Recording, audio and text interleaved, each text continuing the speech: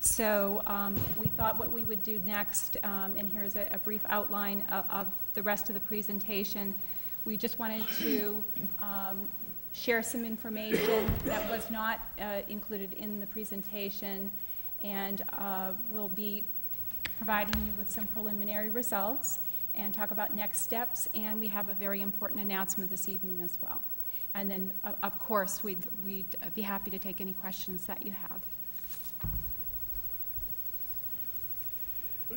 So the project is based on a very simple premise that children learn best when they're healthy, physically, socially, emotionally, and all communities are struggling with the issues of mental health and substance use. Winchendon is demonstrating that communities can and should work together to help students to be healthy and academically successful. Winchendon is the right place for this project for a number of reasons. It's a stable, supportive community. Transportation can be a challenge. Most importantly, Winchendon has the necessary leadership to face challenges head-on by embracing innovative solutions. The project is privately funded by the Health Foundation of Central Massachusetts. We are carefully monitoring and documenting our work to ensure success and sustainability of this project and to share the lessons that we've learned so that this model can be replicated in other communities. And now I'd like to give the floor to Dr. David Robinson, who will share some of what we've learned. Thank you, Mr. Chairman, School Committee. As the evaluator, I'm going to go fairly quickly for the interest of time and some of the data. You did receive some, I believe, some handouts earlier on, so I won't go over, read all of the statistics here, but I do want to report on some of the highlights. You know that the Winchendon Project is a research-based effort. That is, it's using services and activities that are based on sound research, and collects data throughout the project over the, certainly over the last 2 years and into the next year. This is a report, an update on some of the data that's been collected over the last year and trying to make some comparisons so we can make some sense out of it. The two things that we collected, two areas that we collected, Winchendon Project collected data on were risk factors, and you heard in the video about protective factors a little bit from one of the speakers. I'm going to talk a little bit about what we've learned first in terms of some of the risk factors that are challenging our students there. We surveyed them. I'm going to report these by middle school and high school.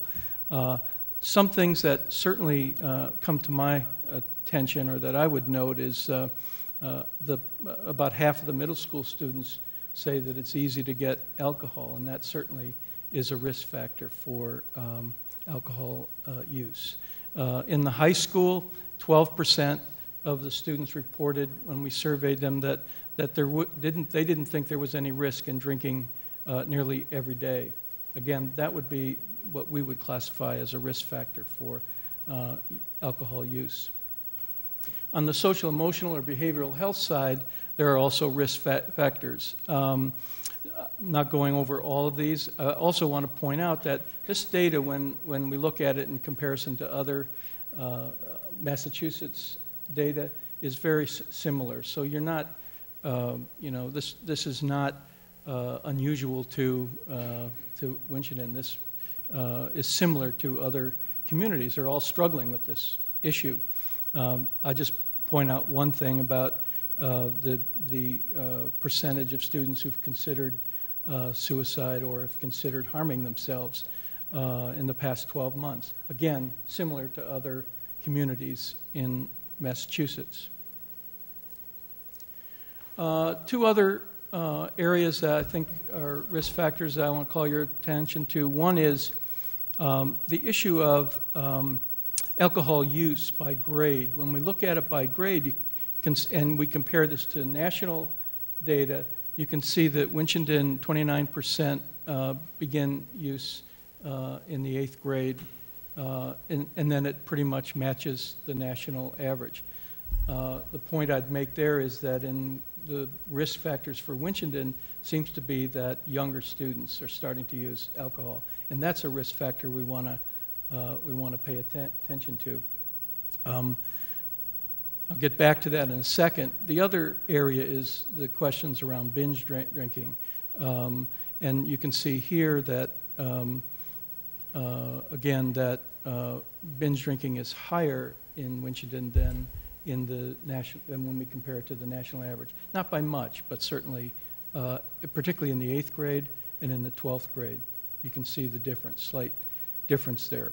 The point here is that we know from research that children who start drinking earlier have a 4 times greater chance of becoming alcoholic as adults than than young people who start at the legal age of 21. So that's an important factor for us to consider as a risk factor and a challenge for our youth in Winchendon. We also asked about perceptions, and the point that was brought up briefly in the video about how perceptions of use, if estimations are higher than what's actually happening, lead to behaviors that might be challenges and risk factors for youth. So here we find that 58% of middle school students and 69%, almost 70% of high school students are overestimators of the amount of the use of alcohol by their peers. Again, a risk factor that the Winchendon Project is working with. We also surveyed staff of the school, teachers and administrators, and we surveyed parents. And we want to get multiple years of this over time because we want to see how the program's changing perceptions. Adults are overestimators too, as well. Those people who surround our young people, parents and students, and teachers and staff. Here you see school staff and parent surveys. Actual students report on the amount that use alcohol, 33%, but adults perceive that almost 40%, over 40% are actually using. So again, adults overperceive the amount of the number of students who are using alcohol. We asked parents about use of alcohol, their perception of parents who, in this case, who purchase alcohol for their children. You can see middle school parents believe that roughly 11% of parents will purchase alcohol for their children, but actually no parents say they purchase it. And in the high school, 19%, they believe 19% of parents do, 12% say they do. These, again, are risk factors that have to do with changing perceptions.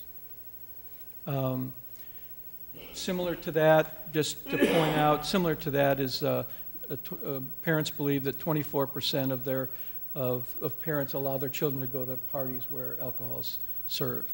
And in high school, 36%, parents believe that 36% do, but only 22% allow their children. So again, these are overestimations. These are perceptions that we hope, as the Winchendon Project works its program, hope to be able to change. We talked about protective factors, and there's some very good signs here. I think I just want 2 things I wanted to point out. The middle school, nearly all, or at least 80% or more of the students report that they can go to their parents for help with personal problems. I think that's amazing. But even more amazing is that nearly over two-thirds of the high school students report they can go to their parents. These are protective factors that I think are very good signs to work with, and we want to build on those things as we move forward. I think that's all I was going to say.